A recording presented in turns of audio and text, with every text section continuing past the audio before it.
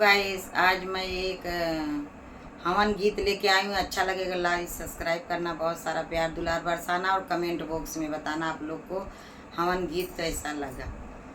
आंगनवा हमारे हूँ महोला आज सती नारायण हो, आंगनवा हमारे हूँ महोला आज सती नारायण हो, आंगनवा हमारे हूँ महोला आज सती नारायण हो, आंगनवा हमारे हूँ महोला।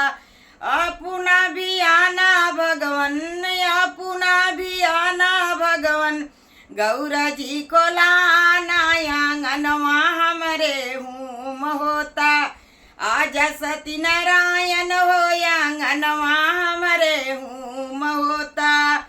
तो के लगऊ बई मैया, तो के सजऊ बई मैया, मांगे भर सिंदूरवा हो, आंगनवा हमारे हूँ महोता आज सती नारायण हो, आंगनवा हमारे हूँ महोता आज सती नारायण हो, आंगनवा हमारे हूँ महोता।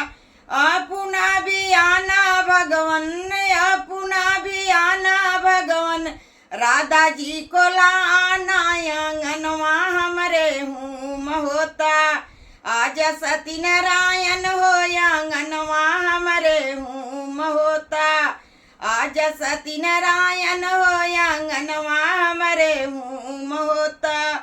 अपना भी आना भगवन, अपना भी आना भगवन, राधा जी को लाना आंगनवा हमारे हूँ महोता।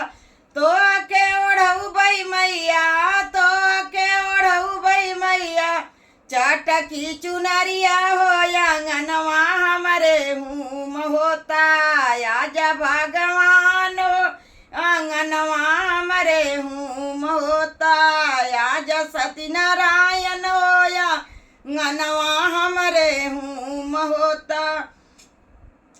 अपना भी आना भगवन, अपना भी आना भगवन, सीता जी को लाना आंगनवा हमारे हूँ महोता आज सती नारायण हो, आंगनवा हमारे हूँ महोता आज सती नारायण हो, आंगनवा हमारे हूँ महोता।